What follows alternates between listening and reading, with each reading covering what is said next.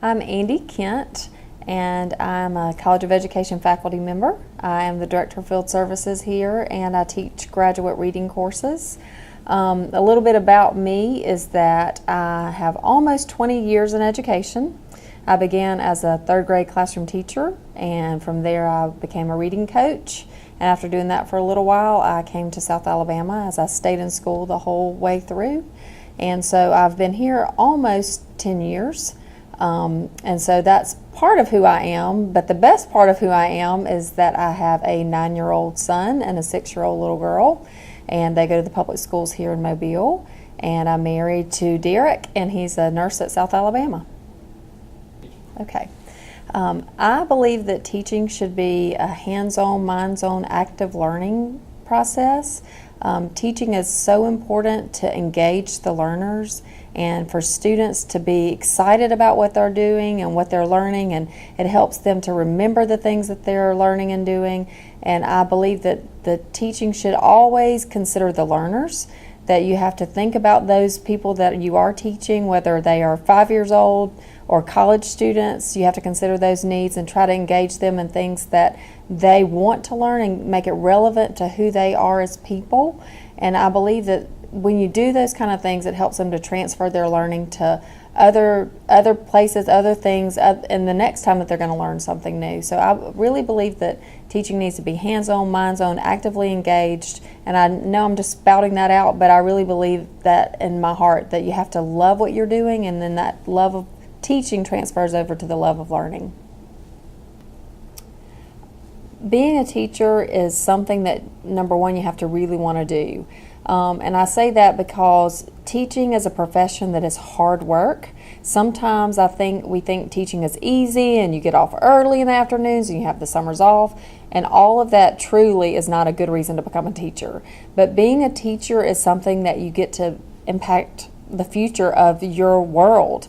Truly, it's kind of cliche that we say the teachers impact our future, but really that's what you do. And if you take that to heart and you know and you believe that what you're doing is making a lasting impact, then that's why you become a teacher.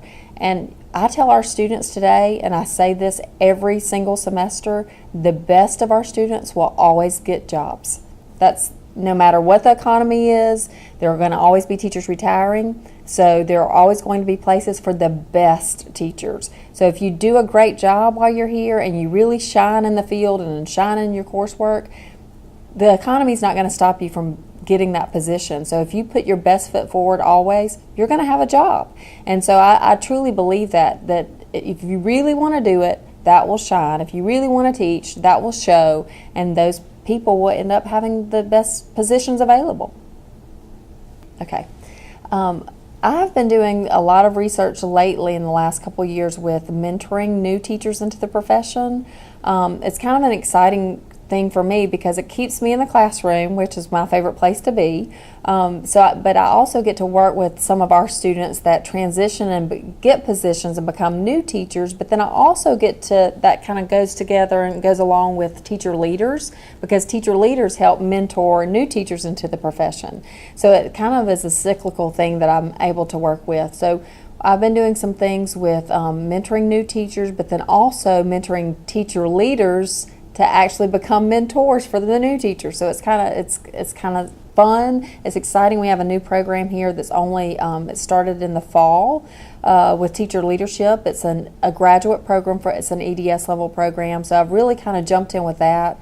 I'm actually working on a book with a professor from Auburn with teacher leadership and mentoring. So that's kind of an exciting and fun thing that I've been doing. And I've done a lot with the State Department of Education with mentoring new teachers. So that's kind of where I've been focused the last few years. Mentoring teacher leaders, mentoring new teachers, and kind of the pathway, career pathway for teachers.